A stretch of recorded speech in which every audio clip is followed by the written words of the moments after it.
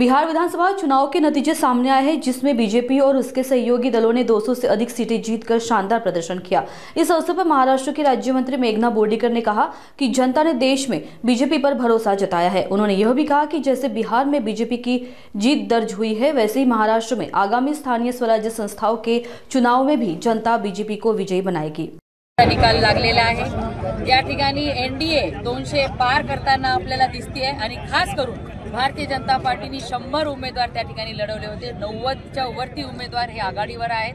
त्यामुळे भारतीय जनता पार्टीच्या नेतृत्वावर पंतप्रधान नरेंद्र मोदीजींवर आणि सन्माननीय अमितभाई शाह यांनी आखलेल्या व्यूह नीतीवरती भारतीय जनता पार्टी या ठिकाणी एकतर्फी विजय मिळवलेला आहे। खास करून मी अभिनंदन करते बिहारच्या सर्व जनतेचं की त्यांनी नरेंद्र मोदीजींवरती विश्वास ठेवला आणि या ठिकाणी एवढं स्पष्ट बहुमत हे एनडीएच्या भारतीय जनता पार्टीच्या पाठीशी दिलेलं आहे। त्याबद्दल मी त्यांचे आभार मानते, अभिनंदन करते। आणि आमचे नेते महाराष्ट्राचे मुख्यमंत्री हे मागच्या बिहार विधानसभेचे सुद्धा प्रमुख होते आणि यावेळेस सुद्धा आपण बघितलं देवेंद्र फडणवीस साहेब हे बिहारच्या विधानसभेमध्ये निवडणुकाचा प्रचार करायला गेले होते आणि त्यांनी जिथे जिथे गेले तिथं स्टार प्रचारक म्हणून गेले होते। तिथं 100% निकाल हा सकारात्मक लागलेला आहे।